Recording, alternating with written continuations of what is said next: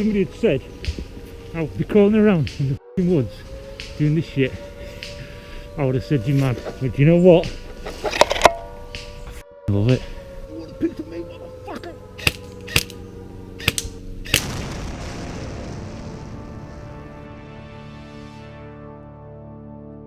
Good morning, Yorkshire. Good morning, Yorkshire. Yes, we are Oscar Mike on our way to Selby today to take part in some airsoft skirmishing, and it's bloody freezing. Oh, won't prevent safe pass this year. Down in the deep dark woods, combat was about to begin. Murder, death, slaughter of noobs. Welcome to Yorkshire Paintball.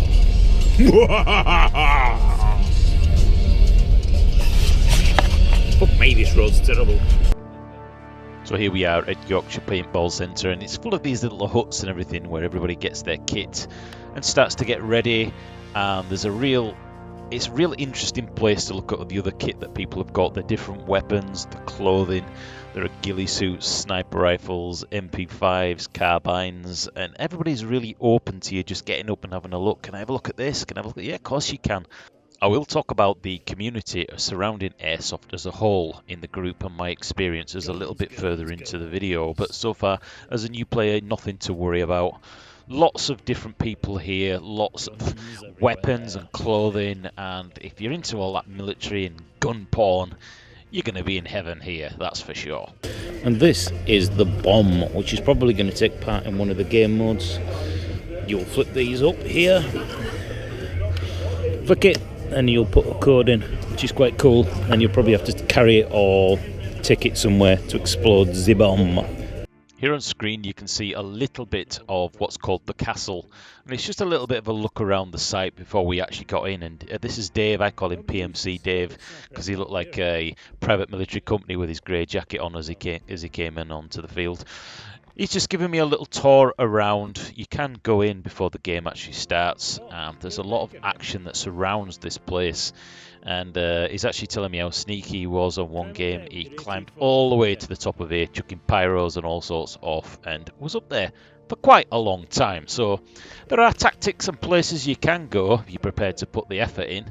Climb all the way to the top of this thing with all your gear on. And some of the snipers, when they've got the ghillie suits on, they will actually come out and almost do a recce of where they can position themselves for some of the objectives that you get to find out at the briefing with the map. This is a video is a little bit after we've already got some of the intel on what we're going to be doing. But it's nice to have a little look around at some of the things that we would be fighting up. This on screen you can see now is a map of the area. It's not a huge place, but it is kind of like 2 football pitches, and it shows the locations of things and the time at which each objective will move on. So if you want to have a closer look at this sort of thing, please do pause it. I'm not going to leave this on screen for too long.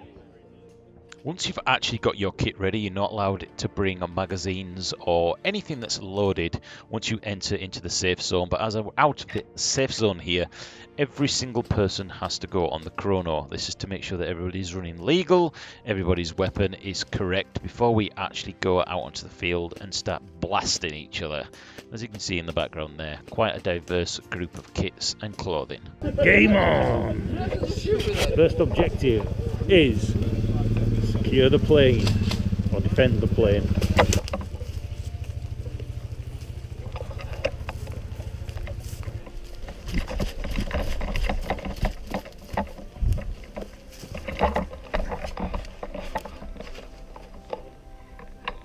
You've got 2 guys going down middle as well.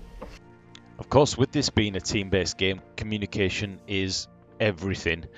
And I did initially find that I was calling out a lot of targets, you know, 12 o'clock my position, enemy sniper, so on and so on. There wasn't many other people on the field actually communicating that much. A lot of the guys from Patrolbase they were calling out some of the targets, which, you know, if you're in a small group, you really do need to tell the rest of your small squad where the enemy are so that they can get eyes on, they know where they're in cover, and vice versa. And on screen now you can actually see that we're actually pinned down, because this works both ways as well. You can not only can you pin somebody down, but you can tell your teammates there's a guy here, and vice versa. And that's the pure joy of where Milsim comes in. It's that team-based aspect, and I just wish there was a way to reinforce that just a little bit more. Jesus. Counter breaker going in AIRSOFT. £2 gone. Fucking hell! Someone's put a yogurt pot on a BMX spoke. Hit! Well, here I am on the backfield. I'm out of ammo, out of supplies, I'm surrounded. You know, when training comes in, I'm literally surrounded all the way around. I can hardly see because I'm bloody shemag. Oh, I'm sweating like a mother. You want a piece of me? Just, you know, tell them how it is. Got Chinese eyes. Yeah, loving it. It's good. First shot, unbelievably, was an head shot. Worth all the sweat, all the expense, everything. Popped him right on forehead. Head shot. Getting out champagne and cartwheels before I got my plums blown off. Anyway, it's time for me to summon me. Time for me to get out of dodge. Set me alive!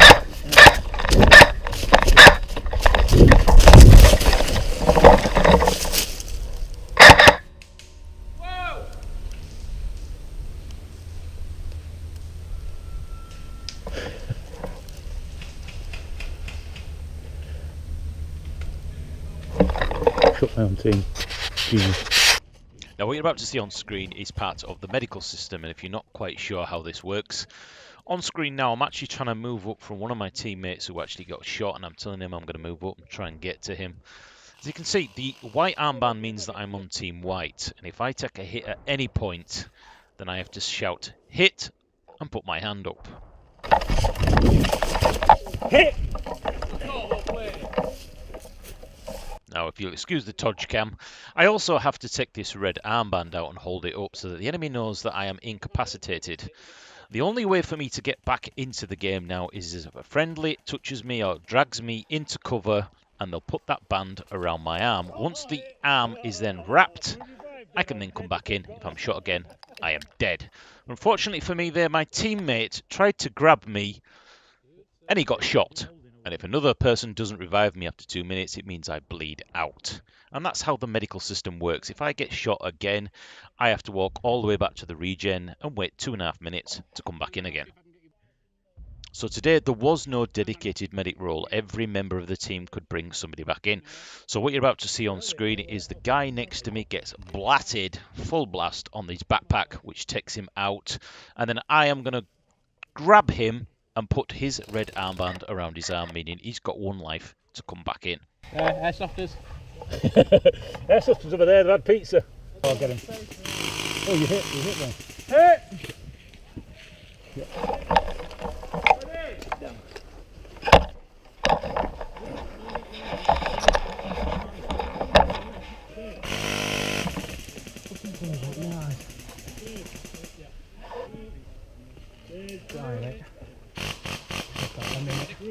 Once that armband's on, he's free to be the soldier he wants to be. But 1 more shot and you have to hold up your red band and walk slowly back to the regen center. And then you can come back in and the battle continues over the next objective. HQ, this is Big Dick calling in J-Dam, 100 yards north-northwest over. And he falls over. yeah, just for the comedy of it. Kit-wise, I actually had a couple of problems today. The magazines were just not feeding up to the hopper, and as you can see, Dave here from Patrolbase is just having a look in the field, trying to see if we can suss out what's actually wrong with it. And this actually happened on both mags, so it's a good job that I actually took 3 M4 mags, and I actually had to keep using the windy one, which is not one I really like, but I've been told it may be because I put .3s in these mags, so something to be aware of. This video is really only going to be a short snippet into my today's experiences, and I will be uploading another video from today's match showing a bit more of the action. So what you're probably all going to want to know is, so come on then, Para, what does it actually feel like to do the skirmishing? Is it what you thought it would be, and did you enjoy it? Initially, when I got there, you start to feel a little bit like, if I put this tack vest on, am I going to look like a dickhead? You know, that sort of thing. But you soon realise that everybody there has their own kit. You'll have one guy who's, you know, he's got the tack vest on, he's got the headset, he's got everything on it. And then there's another guy who's dressed as the 501 Airborne. Nobody ridicules anybody, nobody judges anything. And I found that's really a brilliant thing for a new player coming in. So if you want your Sam Fisher, or you want to be this or that, you can do it and nobody's going to judge you anyway at all. And that also comes down to the weapons as well. Sure, you can go in there and be as gooched up as a Gucci mother Gucci. Or you can go in there, some of them, with just a t-shirt, gloves, a pistol, and a rifle. Again, it's entirely up to you, and that comes down as well to the protection, the clothing, the face. It's entirely up to you. If you want to take the risk and get your teeth smashed out or your bust lip, entirely up to you. I got hit a couple of times on the hand, even with gloves on, and it stings a little bit like a leggy band being pulled back, but nothing that was painful. The joy for me is it molds two things together. I like the military aspect, the weapons, guns, and outdoors. I just love being outdoors. As many of you know, I have a hiking channel here on YouTube, and I love just being in the forest. So the fact that you can mold these two together is just brilliant. It really is something that I'm glad that I've finally got into, and I wish I'd done it many, many years ago. So finally, it's here.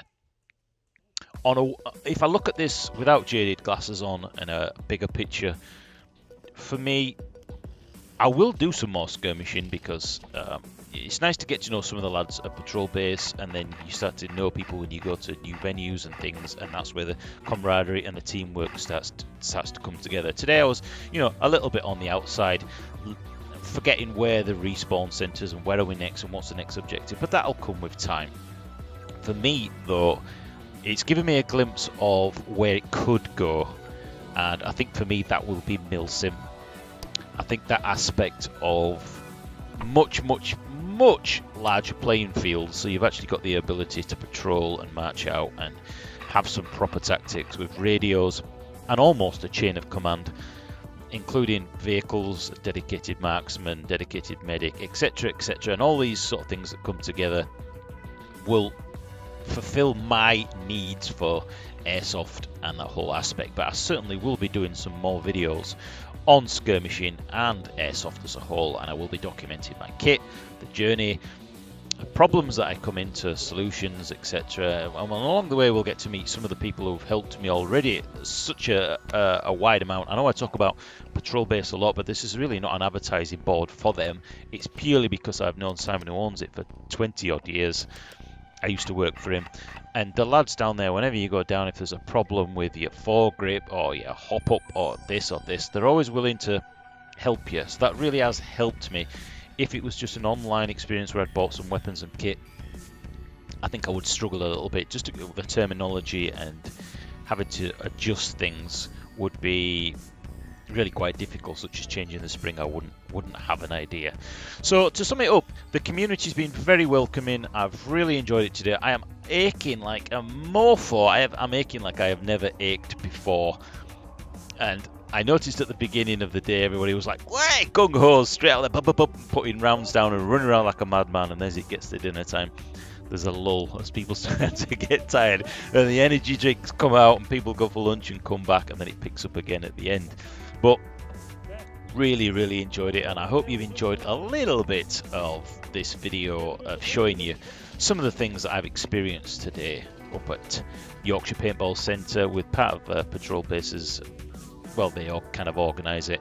I had great fun, and I really didn't. I think at the end of the day I used one LiPo battery, which has still got enough juice in it to keep going, and I probably, barring the magazines that were unavailable for whatever technical issue, I probably went through at least 6, 7, maybe 8 magazines. Put plenty down range, and overall a great experience. I really enjoyed it. So in the next video, I may put up the briefing if that's any of interest to anybody, and I will put up some more unedited, to a degree, videos of some of the action on the castle and a few more little bits. But overall, I've really enjoyed it, and I hope you enjoyed this video. And if you want to see some more, thumbs up, subscribe, help me grow the channel a little bit more. In the meantime, I've been Patrolbase signing off, and I shall see you in another video coming real soon. Bye bye.